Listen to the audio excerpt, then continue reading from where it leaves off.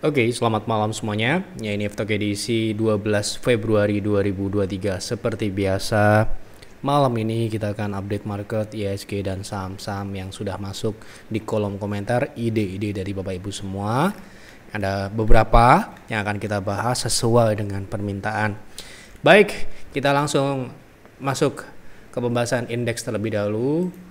Jadi untuk IHSG minggu ini melanjutkan ya apa yang kami sampaikan di F-Talk atau stock call minggu lalu ya. Ini stock call minggu ini yang mungkin Bapak Ibu sudah baca tadi sore, pasti Bapak Ibu yang ngecek di Telegram ataupun cek langsung di website yfadvisor.com sudah baca stock call. Stock call-nya menjelaskan bagaimana ya ini ya. Minggu ini pergerakan IHSG masih akan cenderung sama dengan minggu lalu, yaitu melanjutkan konsolidasi dengan rentang 5950 sampai dengan 6800 sesuai dengan minggu lalu ya. IHSG minggu kemarin ya, IHSG minggu kemarin hanya bergerak di 6950 sampai dengan 6800-an ya. Ini sesuai dengan prediksi di stock call edisi 5 Februari. 5 Februari berarti edisi kemarin, minggu kemarin ya.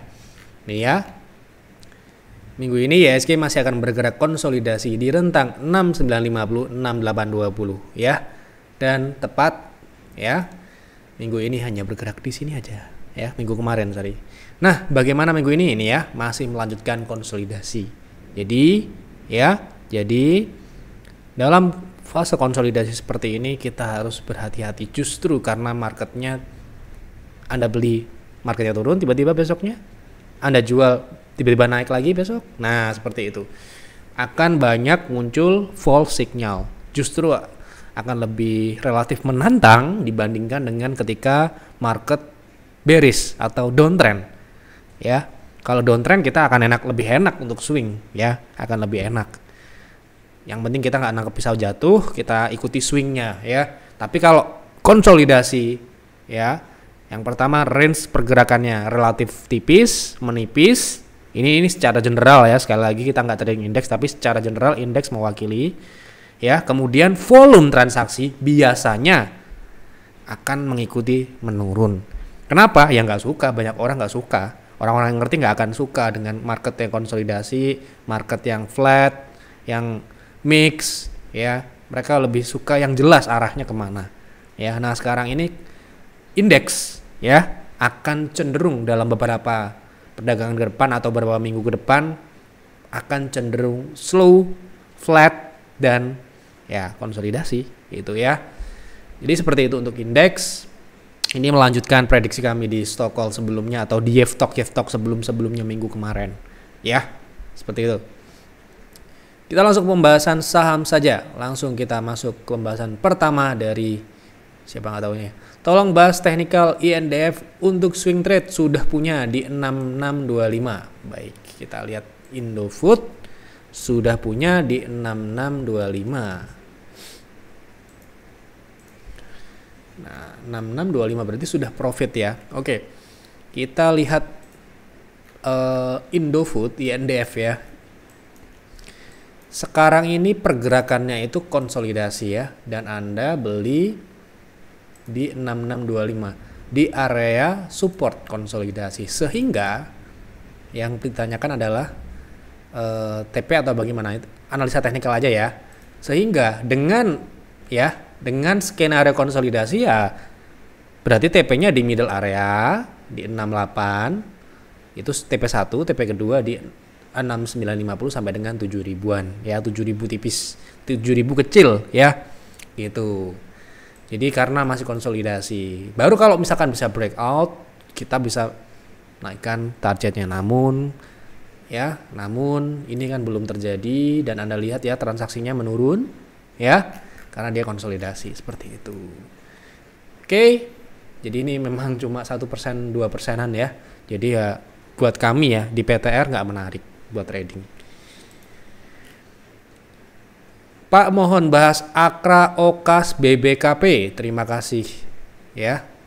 Sekali lagi mohon maaf sekali lagi jika ide Anda ingin dibahas di F-Talk ya, berikan penjelasan alasan pertanyaan.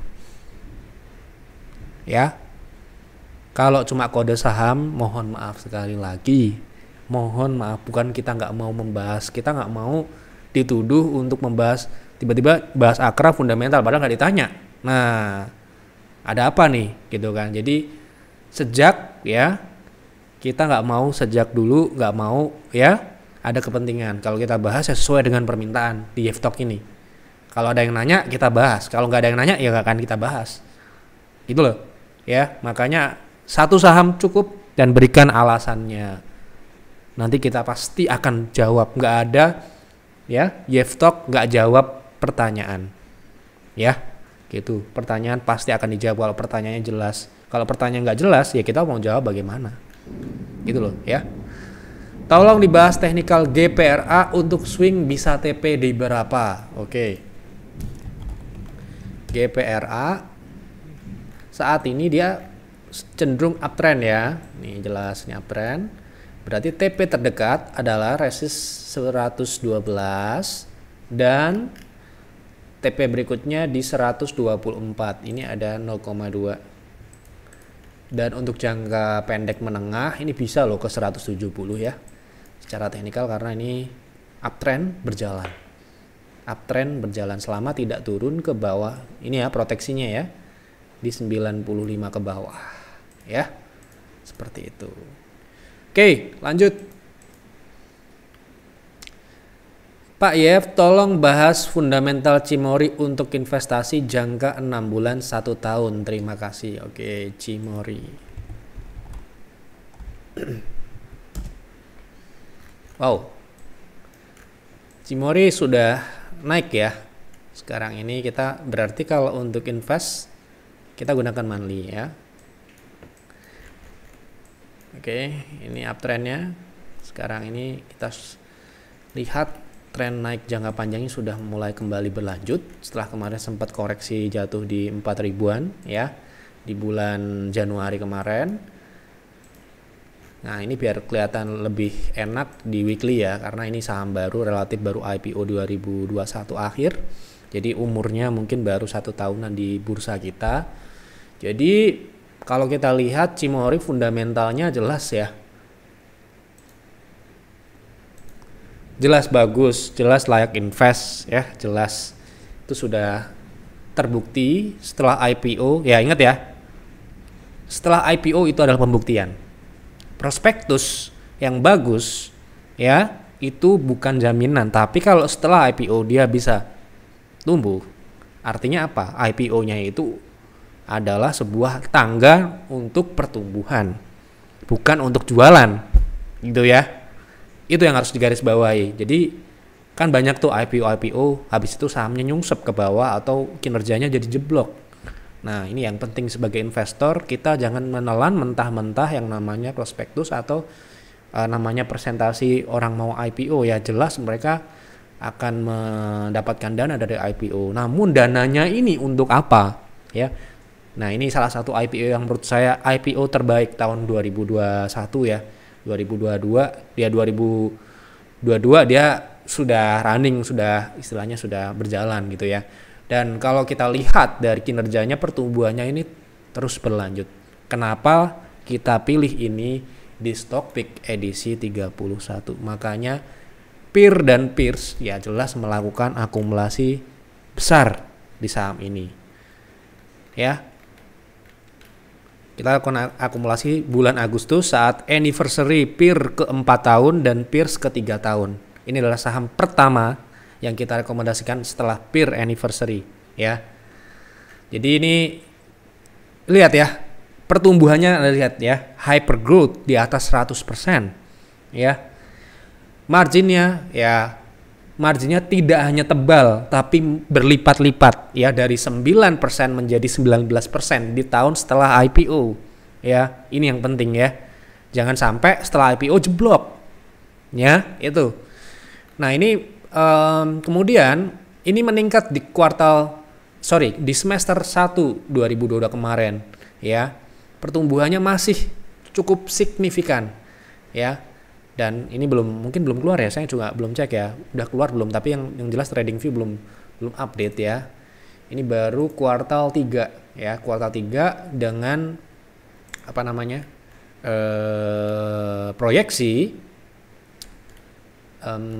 dari NPM itu sekitar 18,3%, artinya stabil, profitabilitasnya tebal dan mulai stabil. Ini angka 19 sampai 18 ini dicapai setelah IPO ya. Operasional, lihat ya, operasional sampai dengan net marginnya sangat tipis bedanya ya, itu artinya sangat bagus ya. Nah, kalau kita lihat dari sini ya jelas kenaikan saat ini ya sudah naik ya, sudah naik. Jadi kalau mau beli mungkin harusnya sudah beli, karena nggak cuma ya, tidak hanya di PIR dan PIRS. Cimory ini kita sudah pernah bahas ya, saya kalau tidak salah lupa ya, kita pernah bahas nih ya. Nih, ini ya. Tanggal 24 Oktober ini yang jelas kita bahas fundamentalnya tuh ya.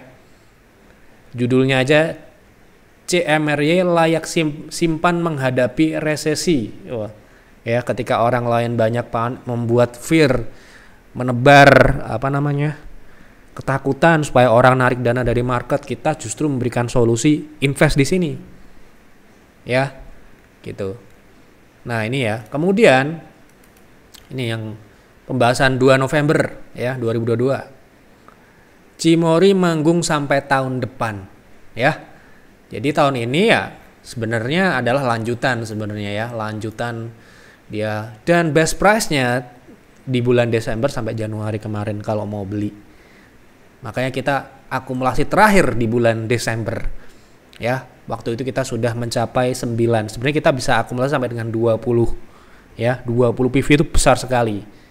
Ya, 20 PV itu besar sekali, namun saya sudah kasih ke advisor jangan sampai 20, karena ada satu saham lagi yang akan kita masukkan perkiraan bulan 3 dan bulan 4. Pokoknya antara puasa, lebaran, dan setelah lebaran. Karena kita menunggu market benar-benar fit dan pas ya timingnya, ketika kita masuk dengan barang bagus, kita akumulasi di waktu yang bagus, harusnya dapat harga yang bagus. Kenapa? Karena kita mempertahankan cash on hand juga ya. Ini sedikit keluar dari topik ya. Jadi yang jelas Cimory sudah ada pembahasan ini fundamentalnya, baik itu dari pertumbuhan, profitabilitas, kemudian valuasi ya. Di sini ada valuasinya ya, di mana PBV ya Cimory waktu itu ya, bukan sekarang, saya belum lihat ya. Waktu itu 7 kali. Sedangkan idealnya dengan fundamental yang ada dia harusnya diperdagangkan di 17 kali. Berarti harusnya bisa naik 2 kali lipat lebih. Ya, seperti itu ya. Jadi ini fair value-nya, dan saat itu kita lihat book value-nya yang sangat rendah ya waktu itu. Nah, ini investing plan jelas ya, kalau kita merekomendasikan ada analisanya. Kalau invest ya jelas ada analisa fundamental dan juga ada plan-nya.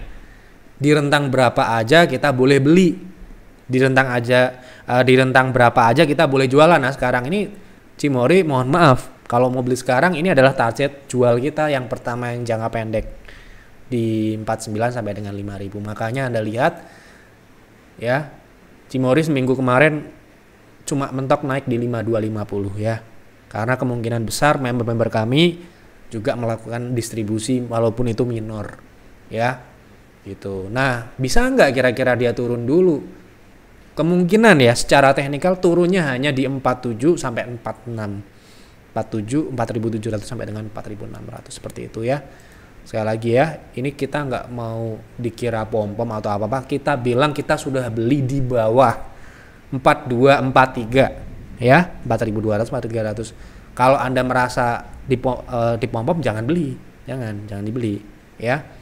Karena masih ada 1 dan 2 antara 1, tapi 1 saya lihat kemarin dapat di salah satu advisor kasih saya laporan 1 emiten ini yang kita tunggu ya. 1 ini cukup karena kita ambil lahan besar. sebesar Cimory, lebih besar dari Cimory ya, karena fundamentalnya lebih bagus. Nah ini ya, di antara bulan 3, bulan 4 dan bulan 5 paling ya.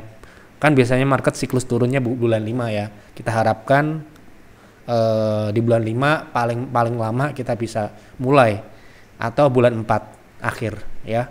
Bulan 3 ini kita masih observasi, kita lakukan pendalaman lagi bagaimana proyeksi beberapa tahun ke depan, karena ya jelas masuk stock pick fundamentalnya harus valid, layak ya, nggak boleh nggak layak seperti itu. Oke lanjut ya, tolong bahas Inco bisa drop ke berapa best price-nya. Ini salah satu juga Inco nih ya, tapi mohon maaf Inco memang sudah tinggi buat kami ya, sekali lagi buat kami, bukan buat orang lain, nggak tahu. Kalau sekarang ini untuk jangka pendek ya, ini pertanyaan jangka pendek, Inco ini masih konsolidasi ya, ini konsolidasinya kita. Nah, jadi di area 7.000 sampai dengan 6.875 ini terdapat support konsolidasi dan gap terbuka. Ya, jadi kemungkinan turun seturun-turunnya ya secara teknikal di situ. Kalau kita lihat dari kondisi saat ini, dia turun relatif pelan ya, karena ini adalah konsolidasi ya. Jadi seturun-turunnya menurut saya ini adalah area 69 sampai dengan ini ada 6750 ya. Ini ada mungkin bottom fishing di situ. Kalau misalkan bisa ke situ, tapi untuk invest, karena ini pertanyaan trading ya, untuk trading mungkin saya nggak tahu. Karena ini pertanyaan cuma best price untuk drop jangka pendek ya. Jadi ya mungkin itu adalah jawabannya. Oke. Punya GGRM di harga 17.500, apakah masih layak hold atau bisa TP dulu Pak? Kemarin kan sudah saya jawab. Kemarin kan sudah saya jelaskan panjang lebar. Kita juga kasih contoh jawaban konsultasi. Ya, 26 itu sudah di TP-nya. Kalau bisa dikasih bonus, ini udah bonusnya. Ini ada gap di sini. Ya, 28-an ini ada gap, tapi ini sudah profit ya. Ya orang namanya profit ya harus diambil dulu.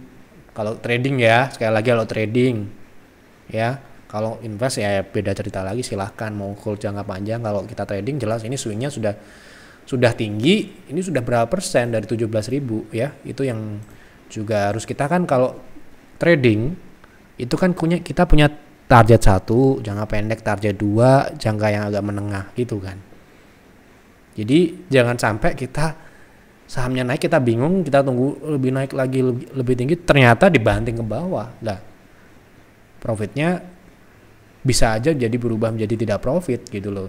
Jadi kita harus pertimbangkan. Ini kan 0,6 ini sudah tercapai ya.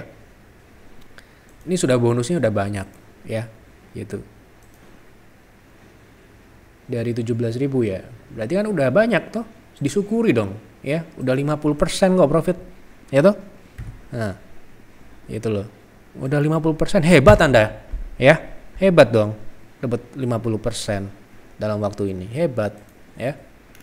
Gitu. Oke.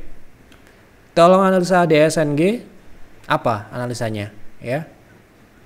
DSNG mau analisa apa Anda? Gitu. Jadi kasih keterangan, kasih penjelasan ya. Oke. Jadi mohon maaf, bukan saya nggak mau jawab, bukan saya nggak mau bahas, tapi memang pertanyaannya tidak ada dan tidak ada penjelasannya ya, gitu.